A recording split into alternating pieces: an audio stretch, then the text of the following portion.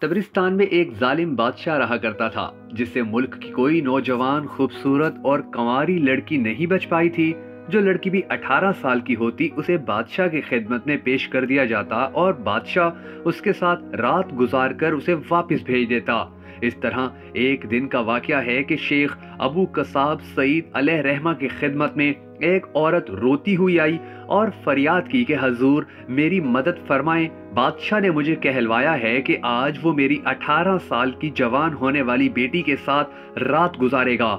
یہ منحوس خبر سن کر میں آپ کی خدمت میں بھاگی آئی ہوں کہ شاید آپ کی دعا سے اس بلا کو ٹالا جا سکے۔ شیخ ابو قصاب سعید علیہ رحمہ نے ضعیفہ کی بات سن کر چند لمحوں کے لیے سر جھکائے رکھا، اس کے بعد سر بلند کر کے فرمایا کہ اے بوڑھی ماں، زندوں کے اندر تو ایسا کوئی انسان نہیں رہا جو تیری مدد کر سکے۔ تو فلاں قبرستان جا، وہاں تجھے ایک ایسا مردہ شخص ملے گا کہ جو تیری حاجت پوری کر سکے گا۔ ضعیفہ قبرستان پہنچی تو وہاں ایک خوش پاش نوجوان سے اس کی ملاقات ہوئی جس کے لباس سے خوشبوؤں کے فوارے ابل رہے تھے۔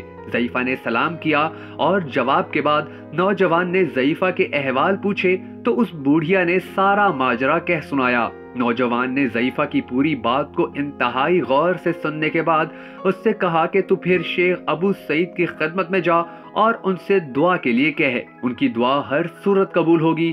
ضعیفہ نے کہا کہ عجیب بات ہے، زندہ لوگ مجھے مردوں کے پاس بھیجتے ہیں اور مردہ مجھے پھر زندوں کے پاس لوٹا دیتے ہیں اور میری حاجت روائی کوئی نہیں کرتا، بھلا اب میں کہاں جاؤں؟ نوجوان نے پھر ضعیفہ سے کہا کہ تو شیخ ابو سعید کی خدمت میں جا، ان کی دعا سے تیرا مقصد ضرور پورا ہوگا۔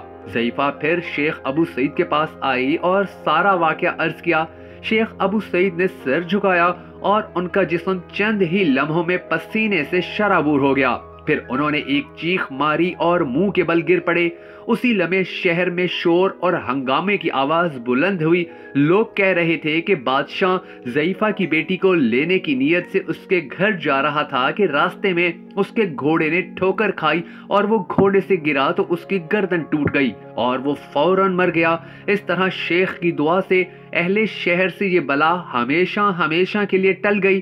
بعد میں لوگوں نے شیخ سے دریافت کیا کہ آپ نے ضعیفہ کو قبرستان کیوں بھیجا اور پہلے ہی آپ نے دعا کیوں نہ فرما دی؟ شیخ نے کہا کہ میں نے اس چیز کو پسند نہیں کیا کہ میری دعا سے وہ ہلاک ہو، اس لیے میں نے اس بوڑھیا کو حضرت خضر علیہ السلام کے پاس بھیجا تھا۔ انہوں نے اسے پھر میرے پاس بھیجا کہ ایسے پلید انسان کے لیے بد دعا کرنا جائز ہے، سو تم بد دعا کرو۔ میں نے بد دعا کی اور وہ بادشاہ مردار ہو گیا۔ اس سے یہ بات ثابت ہوتی ہے کہ اگر کوئی ظالم و جابر ہو تو اس کے لیے بد دعا کی جا سکتی ہے اور اللہ تعالیٰ ظالم اور جابر لوگوں کے بارے میں بہت جلد بد دعائیں پوری کرنے والا ہے۔